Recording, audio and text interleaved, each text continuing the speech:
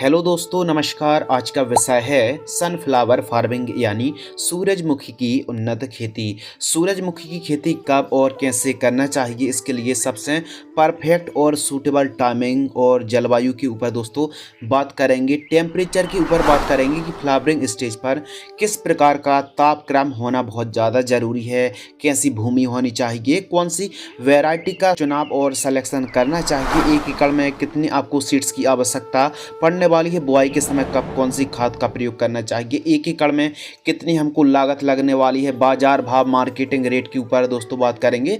साथ ही एक एकड़ पर आप कितना प्रॉफिट अर्न कर सकते हैं। सूरजमुखी की खेती पर कुछ बीमारी आती हैं, उनका इलाज, प्रबंधन, साथ ही ज़्यादा पैदावार निकालने के लिए फर्टिगेशन शेड्यूल और साथ ही लाइफ साइकिल। तो सूरजमुखी की दोस्तों एक ऐसी फसल है, एक ऐसी खेती है कि जिस साइड सूरज होता, सन होता है, उसी साइड इसके फूल का भी डायरेक्शन होता है। तो आइए दोस्तों इस वीडियो के माध्यम से ए टू जेड डिटेल के साथ विस्तार के साथ समझते हैं कि सूरजमुखी की खेती कब और कैसे की जाती है।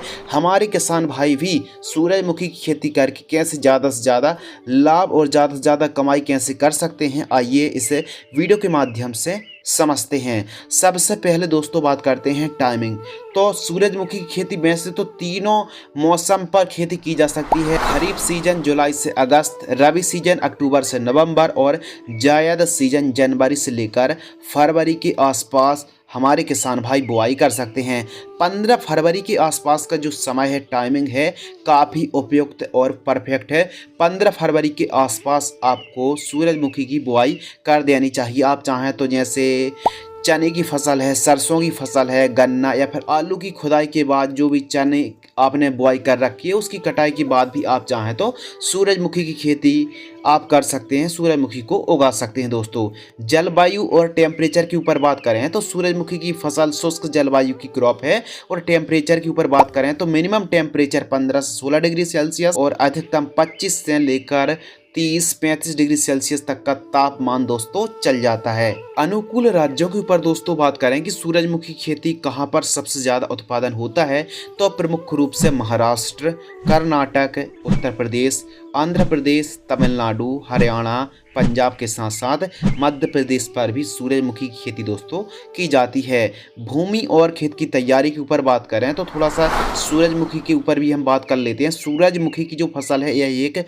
बेहतरीन मुनाफा देने वाली नगदी फसल है, जो कि फरवरी मार्च पर बेहतरीन समय है यदि आप खेती करना चाहते हैं। और साथ ही यह एक तिलहनी फसल है, और तिलहनी फसलों पर जब आप खेत की तैयारी कर रहे हो तो सल्फर बेस खादों का आपको प्रयोग जरूर करना चाहिए। भूमि बालुई दोमट, हल्की मध्यम भूमि और चिकनी दोमट के साथ साथ पीली भूमि, काली दोमट भूमि काफ़ी उपयुक्त है। मृदा की पीएच वैल्यू 5.5 से लेकर 6.8 तक दोस्तों चल जाती है। यदि अधिक एल्कलाइन भूमि है, 7.5 से अधिक मृदा की पीएच वैल्यू है, तो फिर आप 50 किलोग्राम जिप्सम बुआई के समय आपको प्रयोग करना चाहिए। खेत की तैयारी में कल्टीवेटर आपसे 1 से 2 बार प्लोविंग जुताई कराना है, और मिट्टी को भुरभुरी कराने वाले यंत्र हैरो की मदद से आपको ठीक तरीके से मिट्टी को भुरभुरी करा लेना है।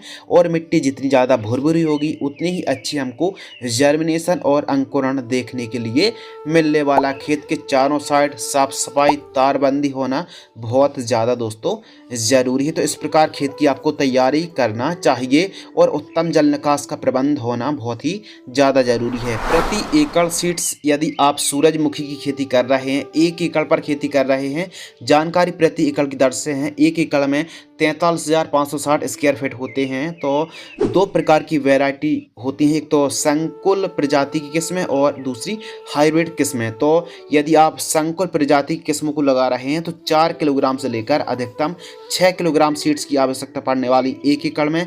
हाइब्रिड या फिर संकर जो किस्में होती हैं 2 किलोग्राम से लेकर 3 किलोग्राम सीड्स की आवश्यकता पड़ने वाली है। दोस्तों आइए बात करते हैं उन्नतशील किस्में।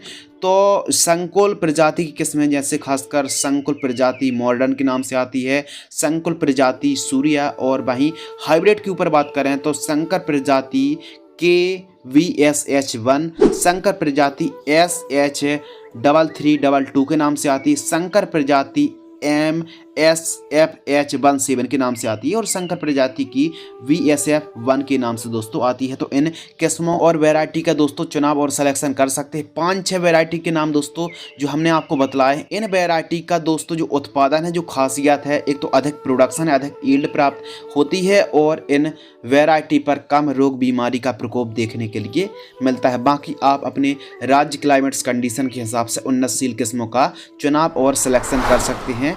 सीड्स ट्रीटमेंट, बीज उपचार करना बहुत ज़्यादा जरूरी है।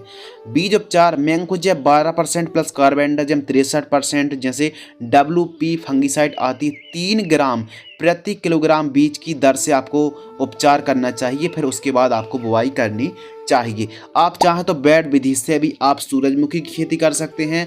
बेड विधि से यदि आप खेती करते हैं तो फिर जड़ों का और भी अच्छा विकास होता है और पौधा अच्छी बढ़वार लेता है। तो बेड से बेड की दूरी 2 फीट, बेड की चौड़ाई 1.5 फीट और बेड की ऊंचाई आधा फीट से लेकर 1 फीट आप रख सकते हैं। फेसल डोज यानी जब आप बुआई कर रहे हों तो उस समय कौन कौन सी खाद का प्रयोग करना चाहिए जिससे दोस्तों ज़्यादा से ज़्यादा पैदावार देखने के लिए मिले। तो single super phosphate powder form वाली 45 kilogram, DAP di ammonium phosphate 35 kilogram, गोबर की खाद कम से कम 2 ट्रॉली आपको प्रयोग तो दोस्तों करना ही करना है। और यदि मुर्गी की खाद मिल जाती है तो उसको भी आप 1 ट्रॉली इस्तेमाल कर सकते हैं। तो इन सभी को मिक्स करना है और जब बुआई कर रहे हो तो उस समय आपको प्रयोग करना चाहिए प्रति एकड़ की दर से। प्लांट डिस्टेंस के ऊपर बात करते हैं, क्योंकि अल्ट्रा हाई डेंसिटी पर भी आपको बुआई नहीं करनी चाहिए। घनत्वता ना रहे तो कितनी दूरी पर हमको खेती करनी चाहिए, बुआई करनी चाहिए। तो पंक्ति से पंक्ति की दूरी 45 सेंटीमीटर, पौधे से पौधे यानी सीड्स से सीड्स की दूरी आपको 15 से 20 सेंटीमीटर रखनी चाहिए। और डेप्थ गहराई के ऊपर बात करें कि आपको 3 से 4 सेंटीमीटर गहराई पर आपको बीज की बुआई दोस्तों करनी चाहिए। सिंचाई यानी इरिगेशन, तो सूरजमुखी की फसल पर 3 से 4 सिंचाई की आवश्यकता पड़ती है। प्रथम सबसे पहले तो दोस्तों आपको पलेवा करना है, उसके बाद बुआई कर देनी है। पहली सिंचाई 20 से 25 दिनों की मध्य एवं दूसरी जो सिंचाई है फिर आपको 15 से 20 दिनों के अंतराल पर आवश्यकता अनुसार सिंचाई करनी चाहिए। 3-4 सिंचाई पर यह फसल दोस्तों तैयार हो जाती है। बुआई यानी सोइंग के ऊपर बात करें तो इसकी भी अलग अलग विधियां हैं। ज़्यादातर ब्रॉडकास्ट और सीडल विधि को अपनाया जाता है। आप चाहें तो जैसे चने की बुआई करते हैं या फिर सोयाबीन की बुआई करते हैं तो सीडल विधि से आप बुआई दोस्तों आपको करनी चाहिए। सीडल मेथड से ही आपको बुआई करनी चाहिए। और आप हाथों की मदद से भी आप क्यारियों पर लाइन टू लाइन आप हाथों से ही बुआई कर सकते हैं। सीडल मेथड काफ़ी ज़्यादा पॉपुलर और काफ़ी ज़्यादा आसान है, कम खर्च पर बुआई हो जाती है। खरपतवार की रोकथाम के ऊपर दोस्तों बात करते हैं, वीड कंट्रोल। तो इस फसल पर 2 निराई गुड़ाई बहुत ज़्यादा ज़रूरी है। आप चाह रहे हैं खरपतवार ना उगे तो इसके लिए प्री इमरजेंट खरपतवार नाशक पेंडा मेथालिन 30% EC 1200 ml 200 लीटर पानी में घोल करके प्रति एकड़ की दर से आपको स्प्रे करना चाहिए बुआई के तुरंत बाद। बाकी निराई गुड़ाई सबसे बेस्ट ऑप्शन है। उसके बाद दोस्तों बात करते हैं मिट्टी आपको ज़रूर चढ़ानी चाहिए, यानी टॉप ड्रेसिंग के ऊपर बात करते हैं। मिट्टी चढ़ाने से, क्योंकि आपको पता है कि जो सूरजमुखी का पौधा होता है इसकी थोड़ा ज़्यादा हाइट हो जाने से, जड़ कमज़ोर होने से पौधे या फिर जो फसल होती है वो गिरने की संभावना भी बढ़ जाती है। तो मिट्टी चढ़ाने से जड़ें काफ़ी ज़्यादा मजबूती आती है। तो टॉप ड्रेसिंग करना बहुत ज़्यादा ज़रूरी है। फसल गिरने से जो क्वालिटी है वो प्रभावित होती है और पैदावार घट जाती है। तो मिट्टी को कम से कम 1 से 2 बार आपको जड़ों के पास ठीक तरीके से आपको टॉप ड्रेसिंग करना चाहिए, यानी मिट्टी को ज़रूर जड़ों के पास, तने के पास चढ़ानी चाहिए। इससे पौधा मजबूत होता है और ज़्यादा से ज़्यादा दोस्तों पैदावार देखने के लिए मिलती है। ड्रिप एरीगेशन के ऊपर बात करते हैं तो आप चाहें तो यदि आप वैज्ञानिक तरीके से खेती कर रहे हैं तो 16 mm इनलाइन ड्रिप को भी दोस्तों आप लगा सकते हैं। मल्चिंग पेपर को भी लगाया जा सकता है। 20 माइक्रोन का मल्चिंग पेपर यदि आप लगाते हैं तो खरपतवार बहुत ही कम जमाव होने वाला है। बाजार भाव यानी मार्केटिंग रेट, तो सूरजमुखी का जो भाव चलता है यह फ्लेक्सिबल रहता है। 5500 से लेकर 6000 रुपये के आसपास प्रति क्विंटल की बाजार भाव मार्केटिंग रेट देखने के लिए मिलता है। उत्पादन 1 एकड़ में अब मिट्टी बहुत ज़्यादा उपजाऊ है तो पैदावार बढ़ने वाली है। देखभाल करेंगे, प्रॉपर न्यूट्रिएंट की पूर्ति करते हैं तो फिर पैदावार काफ़ी अच्छी देखने के लिए मिलती है। हल्की भूमि से उत्पादन घट भी सकता है। तो एक ऑन एन एवरेज 6 से 7 क्विंटल के आसपास 1 एकड़ में दोस्तों पैदावार होती है। यदि हम लाइफ साइकिल जीवन चक्र के ऊपर बात करें तो लगभग 95 दिन से लेकर 100 दिन के आसपास 3 सवा 3 महीने के आसपास का दोस्तों समय लग जाता है। लागत 1 एकड़ में सूरजमुखी की खेती आप करते हैं तो 15 से लेकर 18,000 रुपये के आसपास 1 एकड़ में लागत लगने वाली है, खर्च लगने वाला है। अगले महत्वपूर्ण विषय के ऊपर दोस्तों बात करते हैं खाद शेड्यूल, फर्टिगेशन शेड्यूल।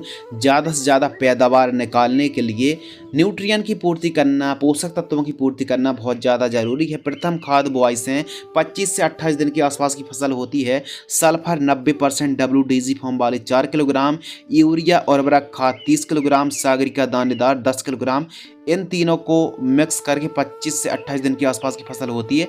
जड़ों के पास देकर आपको सिंचाई करनी चाहिए। सेकंड खाद बुआई से 40 से 45 दिन के आसपास की फसल होती है। तो माइक्रो न्यूट्रिएंट फर्टिलाइजर्स किसी अच्छी कंपनी का 5 किलोग्राम, यूरिया और उर्वरक खाद 40 किलोग्राम प्रति एकड़ की दर से जड़ों के पास देकर सिंचाई दोस्तों आपको करनी चाहिए। जब भी आप खाद दे रहे हैं पहले निराई गुड़ाई करें, 2 दिन तक की तेज़ धूप लगाएं, फिर खाद दें, फिर सिंचाई करें।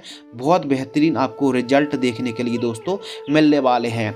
सनफ्लावर यानी सूरजमुखी की फसल पर जो सिंचाई है आप चाहें तो स्प्रिंकलर से भी कर सकते हैं, ड्रिप से भी कर सकते हैं, लेकिन फ्लैट एरीगेशन काफ़ी बढ़िया है। फ्लैट एरीगेशन नाली क्यारी विधि से आपको सिंचाई दोस्तों करनी चाहिए।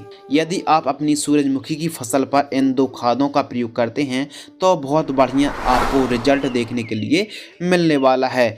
अब अगले विषय के ऊपर दोस्तों बात करते हैं स्प्रे शेड्यूल, यानी जो कि रोग बीमारी कीट आते हैं उनका इलाज समय में करना बहुत ज़्यादा ज़रूरी है। पैदावार को बढ़ाना ज़रूरी है। रोग मुक्त जब तक फसल नहीं रहेगी तब तक पैदावार बहुत ही घट सकती है। तो आइए बात करते हैं कीट प्रबंधन के ऊपर। प्रमुख रूप से सेमिलूपर्स, इल्ली, एफिड जैसिड, लाल कद्दू बीटल है, बॉल वर्म है, सफ़ेद मक्खी, nematodes, fall army worm, wilt, powdery mildew, downy mildew, rust के साथ साथ दोस्तों कुछ फंगस आती हैं। तो इन सभी का इलाज आइए समझते हैं। फर्स्ट जो स्प्रे है दोस्तों 25 से 30 दिन के आसपास की फसल होती है तो वायर कंपनी की एंट्राकॉल फंगीसाइड 40 ग्राम, UPL कंपनी की लांसर गोल्ड इंसेक्टिसाइड 40 ग्राम 15 लीटर की दर से आपको स्प्रे करना चाहिए। सेकंड स्प्रे 50 से 60 दिन के आसपास की फसल होती है तो जो पत्तियों को खाने वाली इल्ली होती है उसका प्रकोप देखने के लिए मिलता है। सिजेंटा कंपनी की Ampligo 10 ml, Excel crop care की स्वाधीन फंगीसाइड 40 ग्राम, फेंटाक प्लस टॉनिक 10 ml 15 लीटर पानी घोल करके आपको स्प्रे करना चाहिए। आपको सूरजमुखी की फसल पर केवल और केवल 2 स्प्रे की आवश्यकता दोस्तों होती हो सकता है रोग बीमारी का प्रकोप कम है तो 1 स्प्रे पर भी आप अपनी फसल की जो उत्पादन है उत्पादकता को बढ़ा सकते हैं। रोग मुक्त आप फसल को रख सकते हैं। बीमारी जिस प्रकार आती है उस हिसाब से आपको स्प्रे शेड्यूल चलाना चाहिए। सबसे महत्वपूर्ण टॉपिक के ऊपर बात करते हैं मुनाफा प्लस नेट प्रॉफिट। यदि हमारे किसान भाइयों को 6,000 रुपये प्रति क्विंटल का रेट मिल जाता है और 1 एकड़ में 7 क्विंटल उत्पादन ही मान लेते हैं तो 6,000 में 7 का इंटू कर देंगे तो 42,000 रुपये के आसपास दोस्तों हमारा मुनाफा आ जाएगा। 42,000 में दोस्तों यदि हम 18,000 घटा देंगे तो जो नेट प्रॉफिट है 24,000 रुपये। तो यदि आप सूरजमुखी की खेती करते हैं तो 1 एकड़ से जो मुनाफा है 24,000 रुपये के आसपास आप 1 एकड़ से कमाई कर सकते हैं। यह जो फसल है बहुत ज़्यादा आपको प्रॉफिट नहीं देने वाली है क्योंकि बहुत ज़्यादा आप चाहें इस फसल से बहुत ज़्यादा रेवेन्यू, बहुत ज़्यादा लाभ नहीं कमाई कर सकते हैं। लेकिन हाँ, यदि आप लंबे पर या फिर लंबे रकबे पर खेती करते हैं तो फिर आप इस फसल से यदि उत्पादन बढ़ता है दोस्तों और यदि ये मान लीजिए कि बाज़ार भाव अच्छे मिलते हैं तो फिर इस फसल से भी आप अच्छी खासी कमाई कर सकते हैं। सो फ्रेंड्स, आज की इस वीडियो के माध्यम से आपको A to Z डिटेल के साथ संपूर्ण जानकारी शेयर की। वीडियो को आपने अंत तक पूरा वॉच किया। वीडियो को अंत तक देखने के लिए आपका दिल से बहुत बहुत शुक्रिया, धन्यवाद।